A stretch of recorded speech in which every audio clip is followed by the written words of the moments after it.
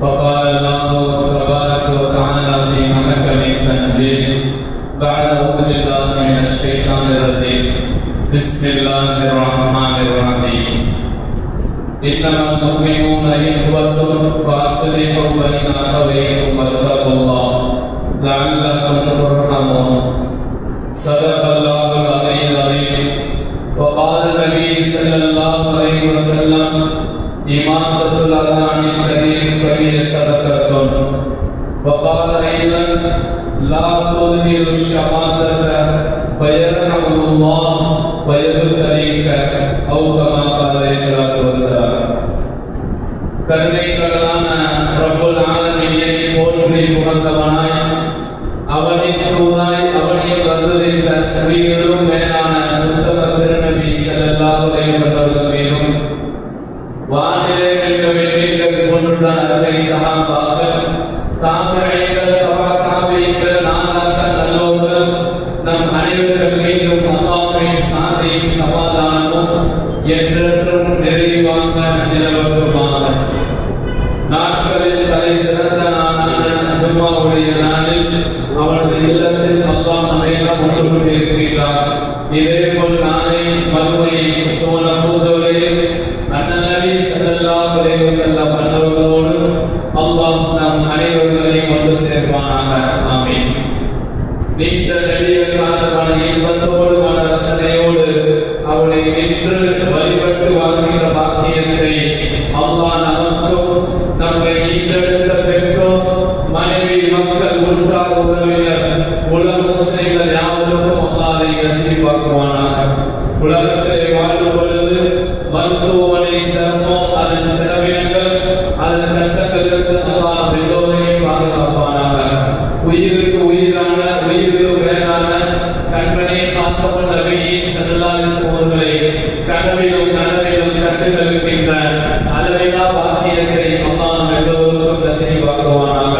உயர்ந்த சொர்க்கமான ஜன்னத்துல் ஃபிர்தௌஸில் அல்லாஹ் அனைவருக்கும் இடமளிப்பானாக என்ற உயர்ந்த துஆவோடு உங்களுடைய எல்லாருடைய துஆவை மாற வைத்து என்னுடைய ஜும்மாவுடைய உரையை ஆரம்பிக்கின்றேன். இன்றைய ஜும்மாவினுடைய தலைப்பு இஸ்லாமும் சகோதரத்துவமும். மேலானவர்களே, நாளைய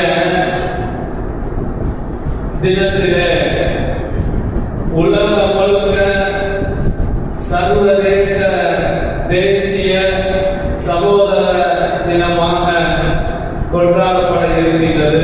ஒவ்வொரு வருடமும் மே மாதம் 24ஆம் தேதி தேசிய சகோதர தினமாக கொண்டாடப்பட இருக்கின்றது. ஒவ்வொரு ஆண்டுகளும் கொண்டாடப்பட்டு வருகின்றது. எனவே அதை முன்னிறுத்து இந்த தலைப்பு எடுக்கப்பட்டுள்ளது, இஸ்லாமும் சகோதரத்துவமும். இஸ்லாமிய பார்வையில் நாம் எப்படி சகோதரத்துவ உணர்வோடு நாம் வாழ வேண்டும், பிற மனிதர்களோடு சக சகோதரர்களோடு நாம் எப்படி வாழ வேண்டும் என்ற அற்புதமான வழிகாட்டுதலை நாம் இஸ்லாமிய மார்க்கம் நமக்கு தெளிவாக வழங்கி இருக்கின்றது. இஸ்லாமிய பார்வையில் எப்படி ஒருவர் மற்றவரோடு நடந்து கொள்ள வேண்டும், எப்படி சகோதரராக நாம் வாழ வேண்டும், எப்படி வாழக்கூடாது என்ற நெறிமுறைகளை நமக்கு மார்க்கம் மிக தெளிவாக வழங்கி இருக்கின்றது. ஒற்ற வார்த்தையிலே நாம் சொல்ல வேண்டும் என்று சொன்னால் அல்லாஹ் தன் மறையிலே குறிப்பிடுவதை போன்று இன்னமல் முஃமினூன இஹ்வத்துன், மூமின்கள் எல்லாம் சகோதரர்கள் என்பதாக சொல்லி அல்லாஹ் சொன்னான். ஃபஸ்லிஹு பைன அஹவைக்கும், சகோதரர்களுக்கு மத்தியில் நீங்கள் சமாதானத்தை ஏற்படுத்துங்கள், நீங்கள் இரக்கம் காட்டப்படலாம் என்று அல்லாஹ் தன் மறையிலே சொல்லி காட்டியிருக்கிறான். இஸ்லாத்திலே மிகுந்த முக்கியத்துவம் உண்டு சகோதரத்துவத்திற்கு. நாம் உலகிலே வாழக்கூடிய காலம் இந்த காலம்தான். ஆனால் இந்த காலத்திலே நாம் சகோதரத்துவ உணர்வோடு வாஞ்சையோடு நாம் வாழும் பொழுது இறைவனுடைய அன்பையும் இறைவனுடைய உதவிகளை நம்மால் எளிதாக பெற முடியும். இன்றைக்கு நாம் அப்படி வாழ்கின்றோமா என்று சுய பரிசோதனை நாம் செய்ய வேண்டும். நமக்கு மத்தியில் நாம் எப்படி வாழ்கின்றோம், நாம் சமூக மக்களோடு நாம் வாழக்கூடிய அணுகுமுறைகள் நடைமுறை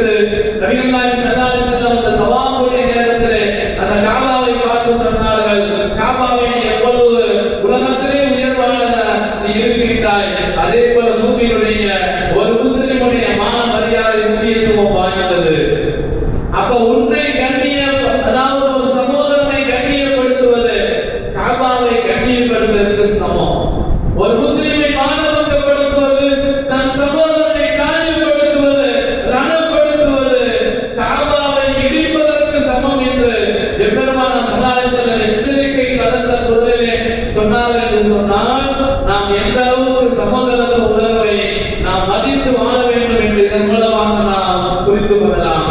எனவேதான் நபிகள் ஸல்லல்லாஹு அலைஹி வஸல்லம் முஸ்லிம்கள் முஸ்லிம் அல்லாதவர்கள் யாராக இருந்தாலும் அவர்களை சகோதரர்களாக பார்க்க வேண்டும். அவர்களுக்கு தொல்லை தருகின்ற எதையும் ஒரு முஸ்லிம் தன் வாழ்க்கையில எடுத்து நடக்கக்கூடாது. ரசூலுல்லாஹ் சொன்னாங்க, இமாதத்துல் அதா அனில் தரீக் வஹிய ஸலகத்து.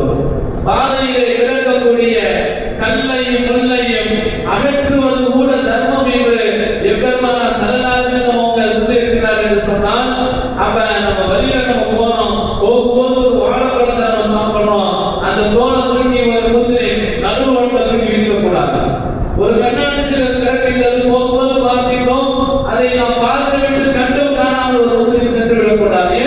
எனக்கு பின்னால் என் சகோதரன் வருவான், அவருடைய காலிலே இந்த முள்ளோ இந்த கல்லோ இந்த கண்ணாடி துகளோ அது குத்திவிடும் என்ற இடத்திலே அதை எடுத்து ஓரமாக போடுவதும் அதை எடுத்து அப்புறப்படுத்துவதும் ஒரு முஸ்லிமுக்கு தார்மீக கடமை என்பதை தாண்டி அவருக்கு அறம் செய்த தர்மம் செய்த நன்மை கிடைக்கும் என்று எம்பெருமானார் ஸல்லல்லாஹு அலைஹி வஸல்லம் சொல்லியிருக்கிறார்கள் என்று சொன்னால், அப்ப நாமும் மற்றவர்களோடு முஸ்லிம்களோடு முஸ்லிம் அல்லாதவர்களோடு இப்பேற்பட்ட சகோதர உணர்வோடு நாம் வாழ்வதற்கு கற்றுக்கொள்ள வேண்டும். அப்படி நாம் வாழும் பொழுது இந்த மார்க்கம் இன்னும் இந்த மார்க்கத்துடைய வளர்ச்சி நம்மளுடைய பங்கு உண்டு என்பதை நாம் மறந்துவிடக் கூடாது. எனவேதான் நபிகள் ஸல்லல்லாஹு அலைஹி வஸல்லம் சொன்னாங்க, அதாவது பஸ்ஸும் ஆகீக வஹிய ஸலகத்து. உன் சகோதரனை ஒருவரோடு பார்ப்பது கூட, உன் சகோதரனை இன்புதத்தோடு பார்ப்பது கூட தர்மம் என்று பெருமானார் ஸல்லல்லாஹு அலைஹி வஸல்லம் அவர்கள் சொல்லியிருக்கிறார்கள் என்று சொன்னால், நாம் உண்மையிலேயே இப்பேற்பட்ட ஒரு வாழ்க்கையை நாம் வாழ வேண்டும். நபிகள் நாயகம் ஸல்லல்லாஹு அலைஹி வஸல்லம் சொன்ன முறையின்படி நாம் வாழும் பொழுது கண்டிப்பாக மனிதநேயம் மலரும். நமக்கு மத்தியில் இருக்கக்கூடிய கால் உணர்வுகளும் கருத்து வேறுபாடுகளும் உருத்தெரியாமல் போய்விடும். இன்றைக்கு நாம் எப்படி வாழ்ந்து கொண்டு இருக்கின்றோம்? யாருக்கு ஏதாவது ஒரு தீங்கு ஏற்பட்டு விட்டால் உடனே நம்முடைய மனம் பதிவதைக்கிறதா இல்லை. அங்கே நின்று செல்ஃபி எடுப்பதும் அங்கே நின்று வீடியோ எடுப்பதும் என்பது சர்வசாதாரணமாகி போனது. மனித நேயத்தை மறந்து சகோதரத்துவ உணர்வை இன்றைக்கு நாம் மறந்து அவர்களுடைய சுகதுக்கங்களில் பங்கெடுக்க முடியாத ஒரு சூழலுக்கு நாம் தள்ளப்பட்டு இருக்கின்றோம். இந்த நிலைக்கு மாற்றி அமைக்கப்பட வேண்டும். யார் பாதிக்கப்பட்டாலும் சரி, அவன் என்னுடைய சகோதரன். எம்பெருமானார் ஸல்லல்லாஹு அலைஹி வஸல்லம் சமூகத்தில் அவர்கள் இருக்கும் பொழுது ஒரு யூதனுடைய ஜனாசாவை என தூக்கி செல்கிறார்கள். நபிகள் ஸல்லல்லாஹு அலைஹி வஸல்லம் எழுந்து நிற்கிறார்கள். சஹாபாக்கள் கேட்டார்கள், இது ஒரு யூதனுடைய ஜனாசா தானே, இதற்காக வேண்டி எழுந்து நாம் ஏன் எடுக்க வேண்டும் என்று கேட்கும் பொழுது நபிகள் ஸல்லல்லாஹு அலைஹி வஸல்லம் சொன்ன பதில் நம்மை எல்லாம் ஆச்சரியப்பட வைக்கிறது. ரசூலுல்லாஹ் சொன்னாங்க, அவரும் என்னுடைய சகோதரர் தான் என்று சொன்னார். அவர் முஸ்லிம் என்பதை தாண்டி அவர் முஸ்லிம் அல்லாத ஒரு யூதராக இருந்தாலும் சரி, அவருடைய ஜனாசாவிற்கு ரசூலுல்லாஹ் எழுந்து நின்று மரியாதையை செலுத்தினார்கள் என்று சொன்னால் நாம் எவ்வளவு தூரம் சகோதரத்துவ உணர்வை மதிக்க வேண்டும் என்று நபிகள் ஸல்லல்லாஹு அலைஹி வஸல்லம் கற்றுத் தந்திருக்கிறார்கள். எனவே அப்படி நாம் வாழும் பொழுது அல்லாஹ்வே நம்மை பார்த்து மகிழ்ச்சி அளிக்கிறான். பிற மக்களோடு நாம் எப்படி வாழ்கின்றோம், நம் இதத்தை சார்ந்தவர்கள் நாம் எப்படி வாழ்கின்றோம் என்று அந்த வாழ்க்கையிலே தான் உண்மையான மறுமையினுடைய வெற்றி இருக்கிறது என்பதை நாம் மனதில் நிறுத்திக் கொள்ள வேண்டும். எனவே தான் நபிகள் நாயகம் ஸல்லல்லாஹு அலைஹி வஸல்லம் அற்புதமான ஒன்றை சொன்னாங்க. அண்டை வீட்டார் பசித்திருக்க தான் மட்டும் வயிறு புடைக்க உண்பவன் உண்மை விசுவாசி அல்ல. எனக்கு பக்கத்து வீட்டுக்காரர், என் அண்டை வீட்டுக்காரர், அவர் முஸ்லிமாக இருக்கட்டும், அவர் முஸ்லிம் அல்லாதவராக இருக்கட்டும், அவரும் என் சகோதரர். நான் மட்டும் வயிறார உண்டு, என் பிள்ளைகள் மட்டும் வயிறார உண்டு,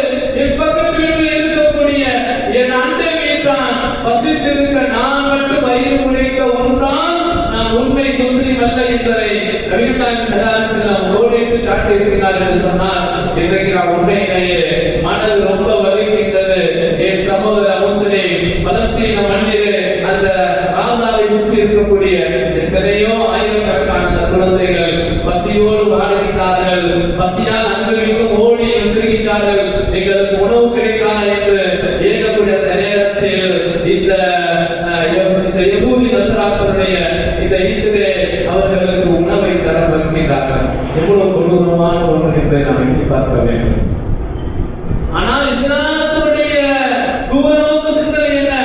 யார் பசியில் இருந்தாலும் உணவு கொடு. அவன் முஸ்லிம் என்று நீ பார்க்காத. அவன் முஸ்லிம் அல்லாதவன் யார் பசியில் இருந்தாலும் அவனுடைய பசியை போக்கி என்று சொன்ன மார்க்கத்தை வந்த பாரம்பரியமிக்க இந்த முஸ்லிம்களுடைய இந்த சமூகத்துக்கு இவ்வளவு பெரிய ஒரு சோகமான வரலாற்றுக்கு என் சகோதரன் முஸ்லிம் தள்ளப்பட்டு இருக்கின்றார். நீ உணவு கொடுக்க வேண்டாம், வரக்கூடிய உணவினுடைய அந்த நாடுகளை நீ ஏன் உள்ளே விடாமல் தடுக்கின்றாய்? வெகு விரைவில் நீ அழிய போவது நிச்சயம். எத்தனை நாடுகள், எல்லா நாடுகளும் கெஞ்சுகின்றன இஸ்ரேலிடத்திலே. ஆயிரக்கணக்கான குழந்தைகள் பசியால் மாறிவிட்டார்கள். நேற்றைய முன்தினம் ஐக்கிய நாடுகள் சபை, ஐநா சபையினுடைய தலைவர் ஒரு அறிக்கை வெளியிட்டிருக்கின்றார். உள்ளே பலஸ்தீனத்தில் இருக்கக்கூடிய அந்த குழந்தைகள் இன்னும் 48 மணி நேரத்தில் அவர்களுக்கு உணவு கிடைக்காவிட்டால் அவர்கள் பசியிலே அழிந்து போவார்கள் என்ற அந்த எச்சரிக்கையை கூட இவர்கள் என்ன செய்கிறார்? காதில் போட்டுக் கொண்டவர்களை இஸ்ரேலிய என காட்டுமிராண்டித்தனமான இந்த கைவரு கூட்டம். அல்லாஹ் அவர்களுக்கு உதவி செய்வானாக. அவருடைய மார்க்கம் நமக்கு கற்றுத்தந்த விஷயம் என்ன? யார் பாதிக்கப்பட்டால் உதவி செய்ய வேண்டும், உணவு கொடுக்க வேண்டும். உண்மையிலேயே அதை தாண்டி இஸ்லாம் அல்லாத பல நாடுகள் கூட இந்த இஸ்லாமிய மக்களுக்காக வேண்டி தன்னுடைய ஆதரவு கரத்தை நீட்டி இருக்கின்றது. சீனா போன்ற நாடுகள் எல்லாருடைய அதாவது எதையும் தாண்டி அவர்கள் தைரியமாக விமானத்திலே சென்று அங்கே உணவு பொருட்களை என கொடுத்து ஓரளவுக்கு அவர்களுடைய பசியை போக்கி இருக்கின்றார்கள். அல்லாஹ் அவர்களுக்கு உதவி செய்வானாக. எனவே நாம் சொல்லக்கூடிய செய்தி என்ன? யார் பாதிக்கப்பட்டாலும் அவர்களுக்கு உதவி செய்வது, பிற மனிதர்களுடைய சுக துக்கங்களில் பங்கெடுப்பது, அவர்களுடைய உணர்வுகளை மதித்து நடப்பது ஒவ்வொரு முஸ்லிமின் கடமை என்பதை நாம் மறந்துவிடக் கூடாது. நான் நல்லா இருந்தால் போதும், நாம் சாப்பிட்டால் போதும் என்று நமக்கு மார்க்கம் நமக்கு சொல்லித் தரவில்லை. நபிகள் நாயகம் ஸல்லல்லாஹு அலைஹி வஸல்லம் ஒரு விஷயத்தை சொன்னாங்க, லா யுமினு அஹதுக்கும் ஹத்தா யுஹிப்ப லி அஹீஹி மா யுஹிப்பு லி நஃப்ஸிஹி. நீங்கள் எதுவரை மூமினாக முடியாது, நீங்கள் எதை விரும்புகின்றீர்களோ அதை உங்களுடைய சகோதரருக்கு விரும்பாத வரை நீங்கள் மூமினாக முடியாது. மூமினாக முடியாதுன்னா உண்மையான விசுவாசியாக ஆக முடியாது. நமக்கு எதை விரும்புகிறோமோ அதையே தன் சகோதரருக்கும் விருப்பம் தான் முஸ்லிம். நாம் என்ன செய்கிறோம்? நம் வீட்டில் எதை நாம் அதாவது நமக்கு எது மிஞ்சி அதை கொண்டு போய் கொடுக்கிறோம், எது நமக்கு பிடிக்காத அதை கொடுக்கிறோம், எது வீணா போன அதை நம்ம போய் கொடுக்கிறோம். இல்ல, அதை தாண்டி நாம் விரும்புகின்றவற்றை பிறருக்கு நாம் கொடுக்காதவரை உண்மை மூமினாக முடியாது என்று நபிகள் நாயகம் ஸல்லல்லாஹு அலைஹி வஸல்லம் சொல்லியிருக்கிறாங்களா? அப்படியான ஒரு தன்மை நம்ம வாழ்க்கையில வந்தரணும். நான் எதை விரும்புகின்றேனோ அதையே என் சகோதரருக்கு நான் விரும்ப செய்ய வேண்டும். நபிகள் நாயகம் ஸல்லல்லாஹு அலைஹி வஸல்லம் சொன்னாங்க, பிறரை மகிழ்விப்பது சாதாரணமான விஷயம் அல்ல. இதுதான் சுரூர் அல் முஃமினி பஅதல் ஃபராயில் ஃபதீலத்துல் பஅதல் ஃபராயில். நபிகள் நாயகம் ஸல்லல்லாஹு அலைஹி வஸல்லம் சொன்னாங்க, கடமையான விஷயங்களுக்கு பின்னர் ஒரு முஸ்லிமுடைய உள்ளத்தை மகிழ்விப்பது அது ஒரு கடமை என்று நபிகள் நாயகம் ஸல்லல்லாஹு அலைஹி வஸல்லம் சொல்லியிருக்கிறாங்க. அப்பேற்பட்ட ஒரு தன்மையை நாம் உருவாக்கி கொள்ள வேண்டும். சக முஸ்லிமை, சகோதரர்களை நாம் மகிழ்விக்க வேண்டும், அவர்களை கண்ணியப்படுத்த வேண்டும்.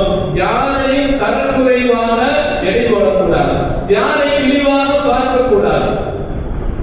நபிகள் நாயகம் ஸல்லல்லாஹு அலைஹி வஸல்லம் சொன்னாங்க, யாரையும் இழிவாக கேவலமாக பார்க்காதே, அவர் உன்னை விட அல்லாஹ்விடத்தில் உயர்ந்தவராக இருக்கிறார் என்று நபிகள் நாயகம் ஸல்லல்லாஹு அலைஹி வஸல்லம் சொல்லியிருக்கிறார் என்று சொன்னால், அப்ப உண்மையிலேயே இன்றைய சர்வதேச தினமாக கொண்டாடப்பட இருக்கக்கூடிய இந்த சகோதர தினத்திலே நாம் ஒரு உறுதிமொழி எடுப்போம்.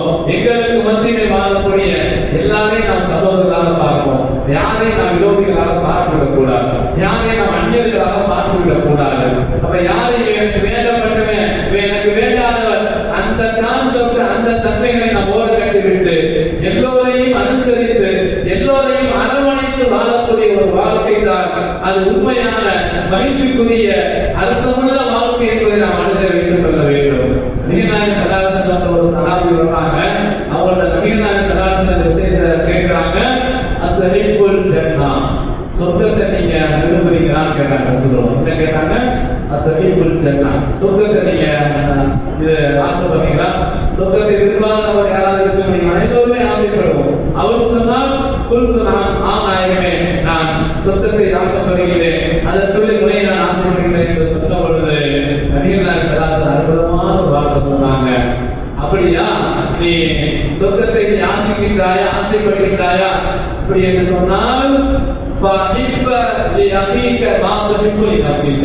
எவ்வளவு ஆழமான அற்புதமான வார்த்தை. ரசூலுல்லாஹ் சொன்னாங்க, நீ எதை விரும்புகின்றாயோ, எதை நீ ஆசைப்படுவாயோ, எதை நீ எதன் மீது அன்பு வைப்பாயோ, அதையே உன் சகோதரனுக்கு நீ ஆசைப்படு, அப்பொழுது சொர்க்கத்தில் நீ எளிதாக நுழைந்து விடலாம் என்று நபிகள் ஸல்லல்லாஹு அலைஹி சொல்லியிருக்கிறாங்கன்னா, அப்ப நம்ம வாழக்கூடிய வாழ்க்கையில அல்லாஹ் நமக்கு நிறைய பொருளாதாரத்தை கொடுத்திருக்கான், நமக்கு அல்லாஹ் வசதி வாய்ப்புகளை கொடுத்திருக்கிறான். அப்ப அந்த வசதி வாய்ப்புகளை கொண்டு நாம் பிறருக்கு உதவி செய்யக்கூடிய, பிறரை சகோதரத்தை உணர்வோடு பார்க்கக்கூடிய அந்த நிலைமையிலே நாம் வாழ வேண்டும். கண்டிப்பாக அதிலே ஒரு பகுதிதான் என் சகோதரன் எங்கே பாதிக்கப்பட்டாலும் அவருக்காக வேண்டி நாம் துஆ செய்ய வேண்டும். அது நம் மீது கடமை. எங்கேயோ இருக்கக்கூடிய பலஸ்தீனில் வாழக்கூடிய, ரப்பாவிலும் காசாவிலும் வாழக்கூடிய என் சகோதரன் நான் எப்படி உதவி செய்வது? எத்தனை நாடுகள் உதவி செய்ய முடிந்தும் கூட அவர்கள் அந்த உணவு, அந்த லாரிகளும் அந்த உணவு வாகனங்கள் வெளியே நிறுத்தப்பட்டிருக்கிறது. இந்த நிலையில் என் சகோதரனுக்கு நான் எப்படி உதவி செய்ய முடியும்? நான் எப்படி அவருடைய கண்ணீரை நான் துடைக்க முடியும் என்ற கவலை வேண்டாம், விடுங்கள். இங்கே இருந்து நாம் உதவி செய்யலாம். எப்படி உதவி செய்யலாம்? அல்லாஹ்விடத்திலே நாம் துஆ செய்வதன் மூலமாக பலஸ்தீன மக்களுடைய கண்ணீரை துடைக்க முடியும், பலஸ்தீன மக்களுடைய கவலைகளை போக்க முடியும், பலஸ்தீன மக்களுக்கு எதிராக நடைபெறக்கூடிய தாக்குதலை நம்மால் இங்கே இருந்து நிறுத்த முடியும். எப்படி? நாம் செய்யக்கூடிய துஆ. எங்கேயோ இருக்கக்கூடிய, எங்கேயோ தூரத்தில் இருக்கக்கூடிய, கடைக்கோடியிலே வாழக்கூடிய அந்த முஸ்லிமுக்கு முன்னால் இங்கே இருந்து உதவி செய்ய முடியும் என்று சொன்னால் எப்படி அது? நாம் அந்த சகோதரருக்காக வேண்டி துஆ செய்ய முடியும். துஆவின் மூலமாக அல்லாஹ் தஆலா அவர்களுடைய நம்ம துயரங்களையும் இன்னல்களையும் அவர்களுக்கு ஏற்பட்டு இருக்கக்கூடிய நெருக்கடிகளையும் இடர்பாடுகளையும் நம்மால் கலைந்தறிய முடியும். எப்படி? நம்முடைய துஆவை கொண்டு. நபிகள் நாயகம் ஸல்லல்லாஹு அலைஹி வஸல்லம் சொன்னாங்க, சில பேர்களுடைய துஆ மறுக்கப்படாது. கேள்விப்பட்டிருப்போம், பெற்றோர்கள் பிள்ளைகளுக்காக வேண்டி கேட்கிற துஆ, பிள்ளைகள் பெற்றோர்களுக்காக வேண்டி கேட்கிற துஆ அல்லாஹ் மறுப்பதில்லை. மழை பெய்யக்கூடிய நேரத்தில் கேட்கிற துஆ மறுக்கப்படாது. அதே போல பாங்குக்கும் இக்காமலுக்கும் இடையிலே கேட்கப்படக்கூடிய துஆக்களும் மறுக்க. துயரங்களையும் இன்னல்களையும் அவர்களுக்கு ஏற்பட்டு இருக்கக்கூடிய நெருக்கடிகளையும் இடர்பாடுகளையும் நம்மால் கலைந்தறிய முடியும். எப்படி? நம்முடைய துஆவை கொண்டு. நபிகள் நாயகம் ஸல்லல்லாஹு அலைஹி வஸல்லம் சொன்னாங்க, சில பேர்களுடைய துஆ மறுக்கப்படாது. கேள்விப்பட்டிருப்போம், பெற்றோர்கள் பிள்ளைகளுக்காக வேண்டி கேட்கிற துஆ, பிள்ளைகள் பெற்றோர்களுக்காக வேண்டி கேட்கிற துஆ அல்லாஹ் மறுப்பதில்லை. மழை பெய்யக்கூடிய நேரத்தில் கேட்கிற துஆ மறுக்கப்படாது. அதே போல பாங்குக்கும் இக்காமலுக்கும் இடையிலே கேட்கப்படக்கூடிய துஆக்களும் மறுக்கப்படாது, உடனே ஏற்றுக்கொள்ளப்படும். அந்த வரிசையிலே எங்கேயே இருக்கக்கூடிய சகோதர முஸ்லிமுக்காக வேண்டி இங்கே இருந்து நாம் துஆ செய்தால் அது மறுக்கப்படாது. அல்லாஹ்வுடைய அர்ஷை போய் தட்டும். அது அல்லாஹ்வுடைய அர்ஷை போய் தட்டக்கூடிய ஒரு பவர் நம்மளுடைய துஆவுக்கு உண்டு. எனவே நாம் துஆ செய்வோம் அந்த மக்களுக்காக வேண்டி.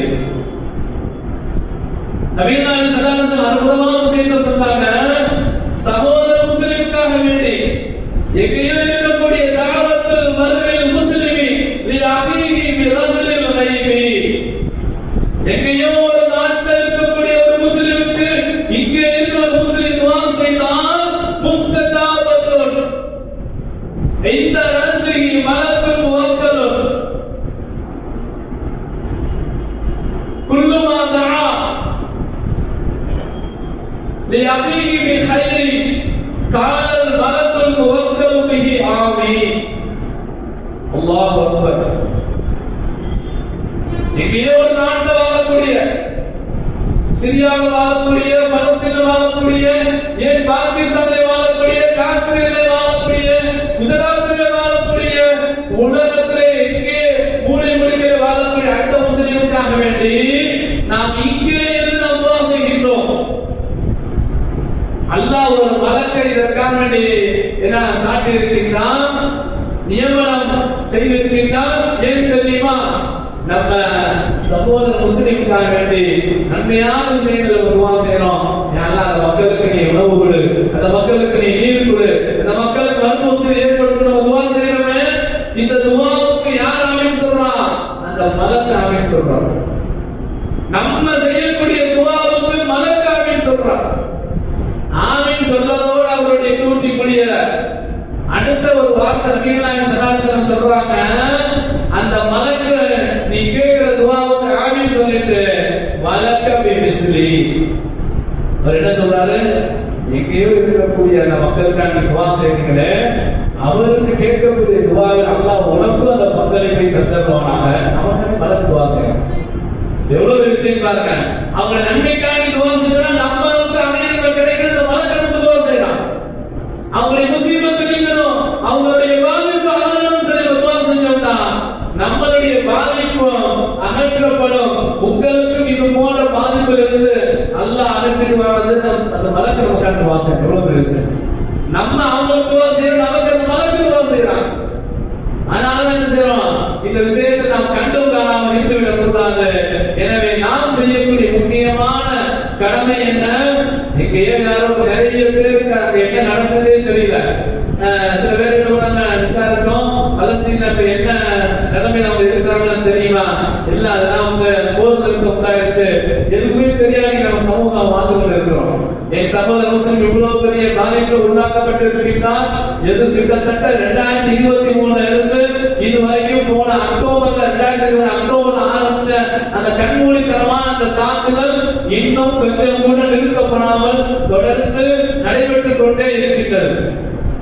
2 வருஷம் இதுவரைக்கும் ஓரளவு பார்த்த தகவலி கிட்டத்தட்ட பெண்களும் ஆண்களும் முதியோர்களும் அதிகமான குழந்தைகளும் 55,000 பேர் சொல்லி இருக்கிறாங்க. ஆனா இதை தாண்டி நிறைய ஆயிரக்கணக்கான முஸ்லிம்கள் இந்த போரிலே மடிந்து போயிருக்கிறார்கள். ஷஹாதத்துக்கு வீர மரணத்தை அடைந்திருக்கிறார்கள். உண்மையிலேயே இந்த கண்மூடித்தனமான காட்டு மிராண்டித்தனமான இஸ்ரேலுடைய இந்த தாக்குதலுக்கு அல்லாஹ் முற்றுப்புள்ளி வைப்பானாக. அல்லாஹ் அவர்களுடைய திட்டங்களை தவிடுபொடியாக ஆக்கி விடுவானாக. அப்ப முஸ்லிம்களுக்கு நாம் கண்டிப்பாக ஒரு விமோசனம் அவர்கள் பெற வேண்டும். அவர்கள் விடியலை நோக்கி அவர்கள் பயணிக்க வேண்டும். உண்மையிலேயே மனதிற்கு ரொம்ப அதாவது ஒரு சோகமான ஒரு நிலைமைக்கு என்னுடைய சகோதர முஸ்லிம் தள்ளப்பட்டு இருக்கிறார். எந்த அளவுக்கு ரொம்ப கீழ்த்தரமான முறையில கோழைத்தனமான தாக்குதலை இஸ்ரேல் அங்க நடத்தி என்று சொன்னால், என்னுடைய முஸ்லிம் பாதிக்கப்பட்டு ஆஸ்பத்திரியில் சென்று சிகிச்சை பெறக்கூடிய மருத்துவமனைகளை கூறாமல் கொண்டு வைத்து தாக்குதல் கொடுத்து தகர்த்து விட்டார்கள். எல்லா மருத்துவமனைகளும் இன்றைக்கு எதுவுமே இல்லை. இறுதியாக இருந்த ஒரே ஒரு மருத்துவமனையிலே அங்கே பாதிக்கப்பட்ட முஸ்லிம்களுக்கும் ஆண்களுக்கும் பெண்களுக்கும் குழந்தைகளுக்கும் அங்கே சிகிச்சை நடைபெற்று வந்த நிலையிலே அதையும் அவர்கள் இஸ்ரேல் இந்த ராணுவம் என்ன செய்தது? அந்த ஆஸ்பத்திரியிலே கொண்டு வைத்து அதை தகர்த்து விட்டார்கள். இப்போது என்ன செய்வார்கள்? எங்கே போய் அவர்களால் சிகிச்சை மேற்கொள்ள முடியும்? எந்த உதவியும் இல்லாமல் இறை உதவியை மட்டுமே நம்பி இருக்கக்கூடிய அந்த சமூகத்திற்கு அல்லாஹ் உதவி செய்வானாக.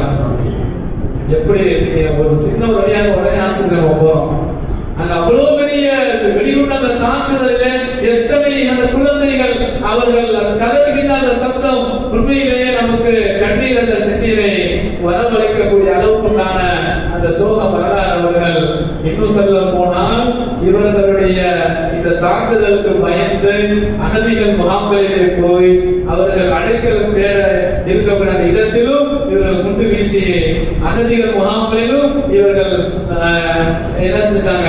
தகர்த்து விட்டார்கள். ஒரு பக்கம் ஆஸ்பத்திரி போனா, இன்னொரு பக்கம் அவர்கள் அடைக்கலம் தேடி போன எல்லா இடங்களும் இப்போது எதுவுமே இல்லாமல் எல்லாம் இடிக்கப்பட்டு போய் தகர்க்கப்பட்டு போய் அவர்கள் நிர்கதியாக இருக்கின்றார்கள். குடியிருப்பதற்கு வீடு இல்லை. அப்ப அவர்களுடைய ஒற்றை நோக்கம் என்ன?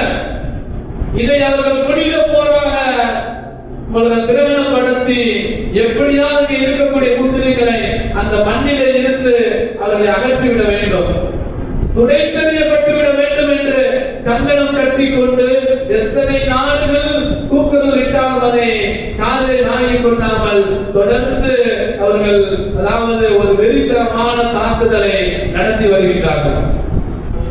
அல்லாஹ் பாதுகாப்பான். அல்லாஹ்வுடைய உதவி வந்துருச்சுன்னா யாரும் எதுவும் ஒரு செய்திட முடியாது. நாம் சொல்வதெல்லாம் அதுதான். அவர்கள் இறை உதவியை நாடியே இருக்கின்றார்கள். நிர்கதியாக இருக்கக்கூடிய அந்த முஸ்லிம்களுக்கு அல்லாஹ் உதவி செய்வாங்க. அல்லாஹ் உதவி செஞ்சா யாரும் ஒன்றும் செய்ய முடியாது. உலகமே ஒன்று சென்றாலும் அல்லாஹ் செய்கிற உதவி யாராலும் தடுத்து நிறுத்த முடியாது. எனவே நாமும் துஆ செய்வோம் அந்த மக்களுக்காக வேண்டி. இத்தனை ஆயிரக்கணக்கான முஸ்லிம்களை இழந்து தவிக்கக்கூடிய இந்த நேரத்தில் ஒரு முக்கியமான ஒரு செய்தி எல்லாருடைய மனதில் நிறுத்திக் கொள்ள வேண்டிய கடந்த கால வரலாற்றை நாம் பார்க்கும் பொழுது சுல்தான் சலாஹுதீன் அய்யூபி அவர்கள் அந்த பலஸ்தீனத்தை அவர்கள் வெற்றி கொண்ட பொழுது அங்கே இருக்கக்கூடிய நிறைய கிறிஸ்தவர்களும் யூதர்களும் அவர்கள் அங்கே இருந்து அப்புறப்படுத்தப்படக்கூடிய நேரத்திலே அவர்கள் என்ன சொல்கின்றார்கள், இந்த நாட்டை விட்டு வெளியே போகிற நேரத்தில் நீங்க நஷ்டைக்காக வெறும் 10 திர்ஹம் கொடுத்தா போதும்னு சொல்றாங்க சுல்தான் சலாஹுதீன் அய்யூபி. அப்ப அங்கே இருக்கக்கூடிய நிறைய யூதர்களுக்கும் அந்த குறிப்பாக கிறிஸ்தவர்களுக்கும் அவர்கள்ட்ட எதுவுமே இல்லை. அப்ப என்ன சொன்னாங்க, யாருக்கெல்லாம் காசு இல்லையோ 10 திர்ஹம் கொடுக்க முடியலையோ அவர்களின் சார்பாக நானே அந்த பணத்தை நான் வைத்திருப்பாங்க செலுத்துவேன் என்று சொல்லி இந்த கிறிஸ்தவர்களுக்காக யூதர்களுக்காக வேண்டி சுல்தான் சலாஹுதீன் அய்யூபி அவர்கள் என்ன செய்யறாங்க, நஷ்டஈடாக தன்னுடைய சொந்த பணத்தை கொடுத்தாங்க. அப்படியெல்லாம் இவர்களை பாதுகாத்த எங்களுடைய முன்னோர்கள் என்ன அப்படிப்பட்ட அந்த வரலாறுக்கு நம்ம சொந்தக்காரலாம் முஸ்லிம்களை இந்த ஈவிரக்கு பெற்று என கண்மொழித்தனமாக கொள்கின்றார்களே அவர்கள் அல்லாஹ்வே புத்தியை புகட்டவானாக. இதுல உங்களுக்கு முக்கியமான செய்திகளா, பல்லாயிரக்கணக்கான இந்த யகூதி நசராக்கள் அந்த நாட்டில் இருந்து தங்களுக்கு சாதகமான ஒரு திரிபோலி என்று சொல்லப்படுகின்ற அவர்களுடைய சகோதரர்கள் இருக்கக்கூடிய அந்த இடத்திற்கு அவரெல்லாம் அடைக்கலம் தேடி போகின்றார்கள். ஆனால் அங்கே அவர்கள் என்ன செய்தார்கள் தெரியுமா, அங்கே இருந்து வரக்கூடிய இந்த கிறிஸ்தவர்களை உள்ளே நுழைய விடாமல் கோட்டை அந்த கதவுகளை எல்லாம் அவர்கள் அடைத்து விட்டார்கள். இவங்க அடைக்கலம் தேடி போறாங்க. ஆனா இவர்களுடைய சகோதரர்களுடைய அங்கே இருக்கக்கூடிய அந்த கிறிஸ்தவர்கள் என்ன செஞ்சாங்க, திரிபோலி நகரத்தில் இருக்கக்கூடிய அந்த கோட்டைகள் எல்லாம் முடித்தாங்க. உள்ள ஒருத்தனம் வந்துடக்கூடாது. எல்லாம் நிறைய அந்த பெண்களும் குழந்தைகள் வெளியே நிற்கிறார்கள். ஆனால் உள்ளே கதவு திறக்கப்படவில்லை. எத்தனையோ அந்த பெண்கள் மடிந்து போனார்கள், குழந்தைகள் பசியால் அழைக்கிறார்கள். கொஞ்சம் கூட ஈவிரக்கம் இல்லாமல் தன்னுடைய இனத்தை சார்ந்தவர்களையே உள்ளே விட மறுத்தவர்கள் நசராக்களுடைய இந்த குள்ளநரி கூட்டங்கள் வழி இல்லாமல் எல்லாம் எங்கே வந்தார்கள் தெரியுமா, அடைக்கலம் தேடி சுல்தான் சலாஹுதீன் அய்யூபி இடத்துல வர்றாங்க. எங்களுக்கு நீங்க அடைக்கலம் கொடுக்கணும் அப்படின்னு சொல்லி அவர்கள் கண்ணீர் மல்க இருக்கும் பொழுது பலஸ்தீன மண்ணிலே அவர்களுக்கு என ஒரு தனி இடத்தை ஒதுக்கி கொடுத்தவர்கள் இஸ்லாமியர் என்பதை இன்றைக்கு மறந்து போனார்கள். அன்றைக்கு பாதிக்கப்பட்ட அந்த மக்களுக்கு என்ன செஞ்சாங்க, அடைக்கலம் கொடுத்தது என் இஸ்லாமியர். அப்ப உண்மையிலேயே கடந்த காலத்துடைய வரலாறுகளை மறந்து மந்திரிகளாக இருக்கக்கூடிய இஸ்ரேல் இன்றைக்கு தலைக்கணம் பிடித்து ஆளுகின்றார்கள். வெகு விரைவில் அவர்கள் மண்ணை கவ்வது நிச்சயம் என்பதை மறந்துவிடக் கூடாது. எனவே அந்த முஸ்லிம்களுடைய அந்த வாழ்க்கையிலும் சரி, நம்மோடு வாழக்கூடிய சக முஸ்லிம்களுடைய வாழ்க்கையிலும் சரி, என்னால் முடிந்த அளவிற்கு என் சகோதரனுக்கு நான் உதவிக்கரம் நீட்டுவேன், அவனை நான் ஆதரிப்பேன். அதாவது என்ன சொன்னாங்க, ஒரு முஸ்லிம் மற்ற முஸ்லிமுக்கு, ஒரு சகோதரர் மற்ற சகோதரருக்கு ஆற்ற வேண்டிய கடமை என்ன, நபி ஸல்லல்லாஹு அலைஹி சொன்னாங்க, சலாம் சொல்லணும், சலாம் சொன்னா பதில் சொல்லணும். அவர் ஏதேனும் விருந்து அழைத்தால் அந்த விருந்தை ஏற்று மதிப்பு கொடுக்கணும். அடுத்த ரசூலுல்லாஹ் சொன்னாங்க, அவர் நோயாளி விட்டால் அவரை நீங்க நலம் விசாரிங்க, அவர் மரணித்து விட்டால் அவருடைய ஜனாசாவை நாம் பங்கெடுக்க வேண்டும். இவர் சொந்தக்காரர், இவர் எனக்கு வேண்டியவர், அதெல்லாம் இல்ல. அதை தாண்டி யார் நோயுற்றாலும் போய் அதை நலம் விசாரிப்பது, தன் சகோதரனுக்கு அவர்களுக்கு ஆற்ற வேண்டிய கடமை என்று நபிகள் நாயகம் ஸல்லல்லாஹு அலைஹி வஸல்லம் உணர்த்திருக்கிறார் என்று சொன்னால், ரசூலுல்லாஹ் மதீனாவுக்கு போன முதல் வேலை நபி ஸல்லல்லாஹு அலைஹி வஸல்லம் பள்ளிவாசல் கட்டி அடுத்தபடியாக இங்கிருந்து அகதிகளாக மக்காவிலே இருந்து சென்ற முஹாஜிர்களை ஆங்காங்கே அகதிகள் முகாம்கள் மதீனாவில் அமைக்கப்படல. ரசூலுல்லாஹ் ஒற்றை வார்த்தை சொன்னாங்க. என்ன சொன்னாங்க? மக்காவில் இருந்து வந்து இருக்கக்கூடியவர்களை உங்களுடைய சகோதரர்களாக ஏற்றுக்கொள்ளுங்கள். அந்த ஒரே வார்த்தை, அந்த ஒற்றை வார்த்தைக்கு அருமை சஹாபாக்கள் அன்சாரிகள் கட்டுப்பட்டு என்ன செஞ்சாங்க? தங்களுடைய வீட்டுக்கு அப்படியே நம்ம அழைச்சு போனாங்க. வீட்டிலே ஒருவராக ரசூலுல்லாஹ் மாத்தி காட்டினாங்க. அதுதான் இஸ்லாமிய வரலாறு. நபிகள் நாயகம் ஸல்லல்லாஹு அலைஹி வஸல்லம் மதீனாவுக்கு போனோட சென்ற முக்கியமான வேலை என்ன? தனி மனிதர்களுக்கு மத்தியிலே சகோதர உணர்வை உருவாக்கியதும் சமூகத்திலேயே ஒற்றுமை நபி ஸல்லல்லாஹு அலைஹி வஸல்லம் ஓங்க செய்தார்கள், உருவாக்கினார்கள். எனவே என்ன செஞ்சாங்க? அன்சாரிகள் மக்காவாசிகள் அரவணைத்து வீட்டுக்கு கொண்டு போய் ஹதீஸ்ல வந்து இருக்குது, சாது இப்னு ரபி என்ற அன்சாரி சஹாபியை ரசூலுல்லாஹ் அப்துல் ரஹ்மான் அவர்கள் சேர்த்து விட்டாங்க சகோதரராக. அவர் வீட்டுக்கு போனே சொன்னாராம், சகோதரரே யார்கிட்ட சொன்னாங்க?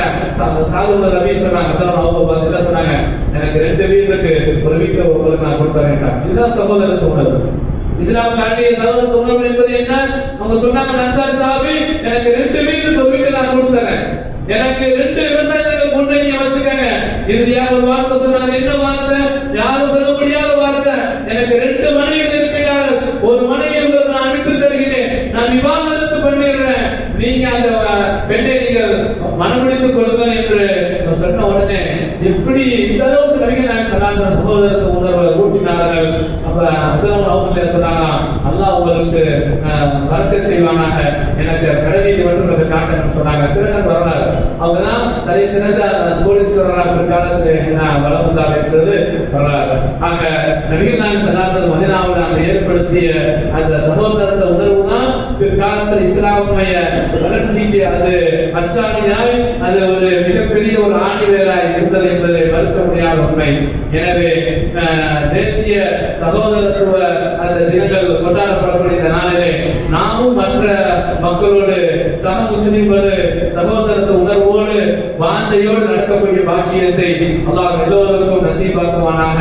ஒரு முஸ்லிம் எங்கே பாதிக்கப்பட்டாலும் அவருக்காக துஆ செய்யக்கூடிய அந்த மனநிலை அல்லாஹ் எல்லோருக்கும் உருவாக்கி தந்தருவானாக. அதே போல சகோதர முஸ்லிம்களுடைய துக்கத்தை கண்டு நாம் மகிழ்ச்சி கூடாது. நபி ஸல்லல்லாஹு அலைஹி வஸல்லம் சொன்னாங்க, லா துல்ஹிரு ஷமாத்தத லியஃபீக வயகுதலீக வயர்ஹமுல்லாஹ். அப்ப பிற முஸ்லிமுடைய துக்கத்தை கண்டு நாம் மகிழ்ச்சியுற்றால் அல்லாஹ் அவருக்கு இரக்கம் காட்டி ஒன்றை சுதந்திரம் இருக்கிறாங்க. எனவே யாருடைய துக்கத்தை பார்த்து நம்ம என்ன செஞ்சாம மகிழ்ச்சியுற்று விடாமல் எல்லாருடைய துக்கத்திலும் சுக துக்கங்களிலும் பங்கெடுக்கக்கூடிய மகத்தான வாய்ப்பை அல்லாஹ் எல்லோருக்கும் நசீபாக்குவானாக. பாதிக்கப்பட்ட முஸ்லிம்களுக்கு அல்லாஹ் விடியலை தந்தருவானாக, விமோசனத்தை தந்தருவானாக. இந்த அடிப்படையில நமது தமிழ் மாநில ஜமாத் உலமாவுடைய சபை ஒரு அறிக்கை வெளியிட்டிருக்கிறாங்க. என்னன்னு கேட்டா, நம்முடைய திரும்பிய அந்த பலஸ்தீன மக்களுக்காக வேண்டி ஜும்மா தொழுகைக்கு பின்னாடி ஒரு 11 ஹஸ்புல் அல்லாஹ் நிஅமல் வக்கீல் சொல்லி நம்ம திக்ர் செஞ்சு எல்லா பேரும் மக்களுக்காக துஆ செய்வோம். இன்ஷா அல்லாஹ் துஆ எல்லா பேரும் ஜும்மா தொழுகை முடிச்சவனே கலந்து கொள்ளுங்கள். அல்லாஹ்வுடைய துஆவை கொண்டு துஆவை அல்லாஹ் அங்கீகரித்து அந்த மக்களுடைய வாழ்க்கை அல்லாஹ் நிம்மதியை தந்தருவானாக. வாஹு தஆலா அல்ஹம்துலில்லாஹி ரப்பில் ஆலமீன். அஸ்ஸலாமு அலைக்கும் வரஹ்மத்துல்லாஹி வபரகாத்துஹு.